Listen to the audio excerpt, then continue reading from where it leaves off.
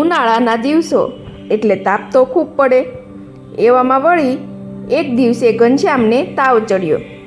એ તો સૂનમૂન સૂતા હતા.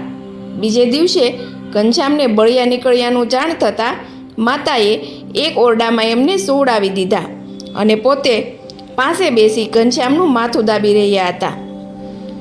આ તાવની જાણ થતાં લક્ષ્મીબાઈ ઘનશ્યામની ખબર કાઢવા આવ્યા. એમને કહ્યું, હમણાં બળિયાના વાયરા છે. મારા વેણીને પણ તાવ ને બળિયા છે. 15 દિવસથી હું એને બહાર ક્યાંય રમવા જવા દેતી નથી.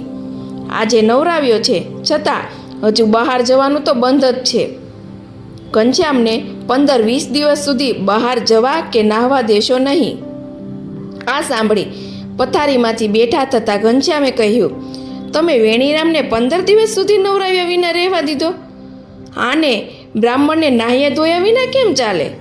દીદી, મારે તો હમણાં જ નાહવું છે. મને ઠંડા પાણીથી નવડાવો.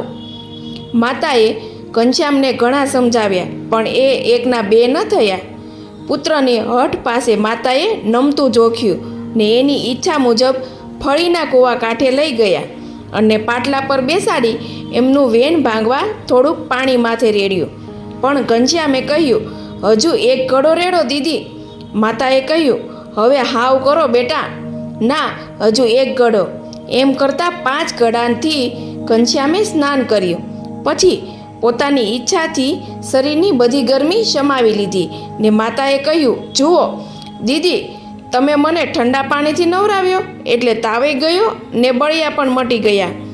માતાએ નવાઈ પામતા પીઠ પર હાથ ફેરવી જોયો તો બળિયા બેસી ગયેલા જણાયા ને તાવ પણ ઉતરી ગયેલો માલુમ પડ્યો. લક્ષ્મીબાઈને પણ આથી નવાઈ લાગી. એને કહ્યું પણ ખરું, પાણી ટાઢે બળિયા કાઢે. એ તો તમારો ઘનશ્યામ, બીજાનું આવું ગજું નહીં. લક્ષ્મીબાઈને મનમાં ભારે પ્રતીતિ થઈ આવી કે ભક્તિબાઈનો આ ઘનશ્યામ કોઈ સાધારણ બાળક નથી. કહો ન કહો એ ઈશ્વરનો અવતાર છે. એના વિના આવો ચમત્કાર કેવી રીતે બને? જય સ્વામિનારાયણ.